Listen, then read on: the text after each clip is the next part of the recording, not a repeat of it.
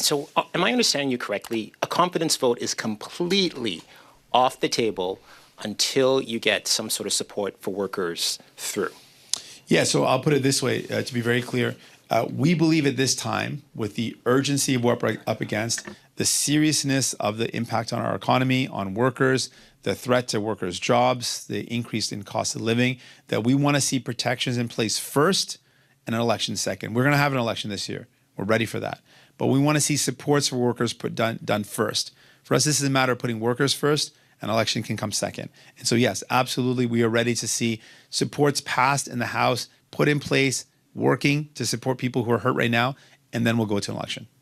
You're presenting your plan for workers. Does that require measures or legislation for it to pass? Or are you clear whether or not that can happen with regulation, not legislation? And have you been consulted on the Liberal plan? And Madam Bursk, have you been consulted as well?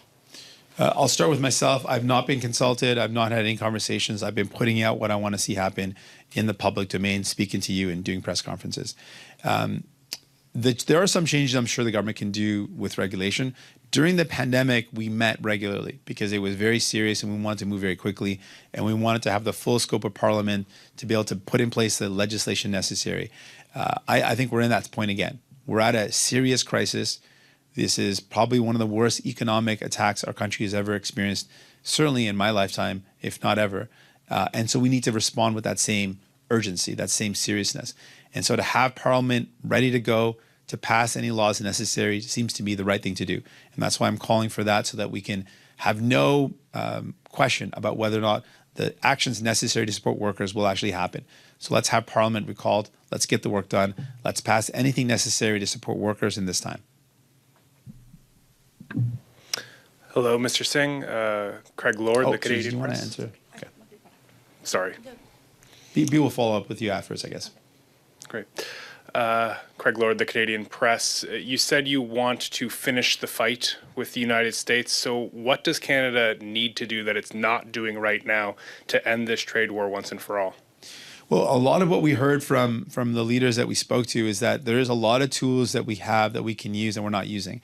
Looking at export taxes on our energy that goes to the States, shutting off the flow of critical things that the States needs, like critical minerals. Looking at the fact that right now, when the United States has effectively torn up a free trade agreement, that means all bets are off. All the patent protection, all the medication patent protection that the United States relies on, that's off the table now, really. If they've teared up the agreement, what's to say that our generic medication companies can't actually start tooling up and building or producing the medication that was once patented? We need to show that if you're willing to bring this fight, there is going to be pain. And so let's use every tool available. Energy exports, patent laws, copyright. I mean, really everything is on the table now, and we need to show that we are prepared to do that to end this fight as quickly as possible. And so there has not been that necessary escalation.